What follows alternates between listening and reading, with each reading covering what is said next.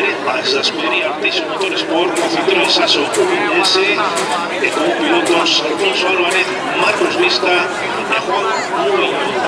Pues número 17 para o equipo Camaño Team, a escudería da Coruña con Hyundai Gettel da clase A, Iago Camaño Figueira, José Rodríguez González e Alejandro Martínez López. Equipo 18, los rookies de Neca Racing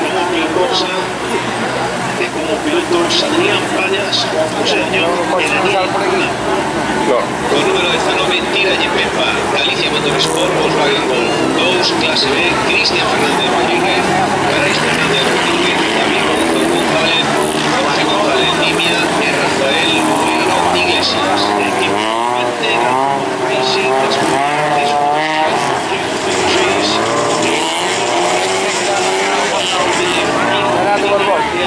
O Citroën AX do equipo número 21 da Asociación Os Montes Motorsport, os Palimotas, pilotada por Nicolás Benito Solaveiras, Rubén Gandoy Miñeiro, Fernando San Martín Enríquez e Alejandro Pena Arnoso. Equipo 22, Bregón Motor, la escudería Bregón Motor con Toledo Callaris, pilotos Iván Ares, Félix Iglesias y José Manuel Lamela. Con número 23, Agrodesbroces Jariro, escudería Oroso Motorsport, Citroën AX, Alejandro Castro Castilleras, Javier Rial Rodríguez e Martín Cuña Oreiro. Equipo 24, Costa Brava 2, la escudería Costa Brava, como Álvaro Ceti, como pilotos Santi Pareras, Guillermo Álvarez y Jordi Calvet. O número 25 é para AFV Gali Rueda, na escudería Arteixo Motorsport Citroën AX, pilotado por David Blanco Camaño, Álvaro Freire Villar e José Bello Nogareda. Equipo 26, Traverso Competición, Relatividad Competición, Compañía 206, los pilotos Dani Señorís, Mario Ríos, Dani Castro y Carlos Santos. E por último, o equipo número 27, Aventureros Team, de escudería Arteixo Motorsport Citroën 206 RC, para Juan Martínez Cedeira, Alejandro Lamas Doldán e Manuel Fernández Cedeira.